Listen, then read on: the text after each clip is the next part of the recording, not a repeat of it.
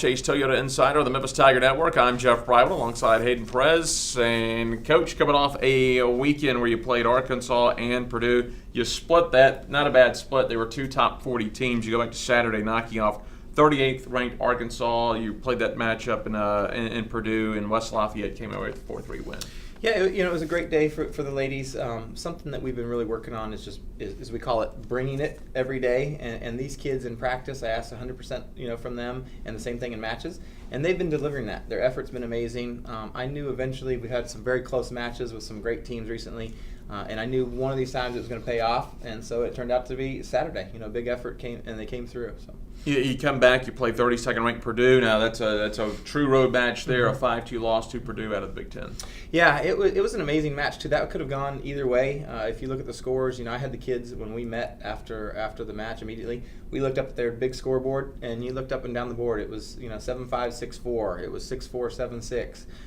In some of our losses, and in a three-setter that didn't finish, in Lisa's. It was just an amazing competition again. We definitely put ourselves in a position to win, and just didn't get it done that day. But the effort was just the same. So. It's probably like every sport. If you're playing a series or dual games or matches over a weekend, if you get that first one, you want to get greedy and get that second. But when you look at it, splitting with two ranked teams away from home is pretty good. Sure, we're happy with the split. But again, we felt we could come away 2-0. And quite frankly, in the doubles against Purdue, that doubles point is very important. And we were winning convincingly at 1.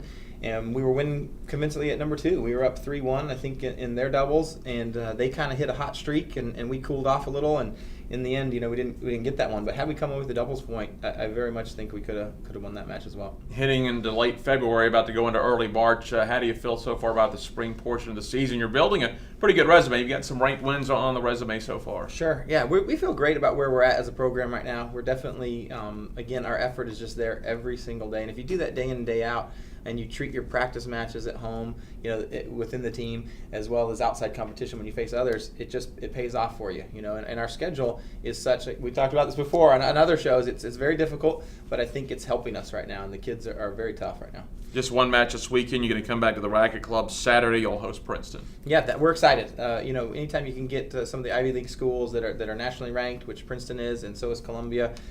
It'll present a test for us, but finally back at home, we've spent a few times, even at home, we've been at an alternate site because of the Memphis Open. Right. And so we're excited to get back at the actual Racket Club and compete. It should be fun. Following weekend, you'll have Columbia also out of the Ivy League. So you just one match this weekend, one next weekend, then I guess it's going to start kind of really picking back up. By that time, after you get done with Columbia, you'll be in early to mid-March. Sure. We've had an unusual schedule. We've had some midweek matches. We went out to Texas Tech and played on a Wednesday and a Thursday.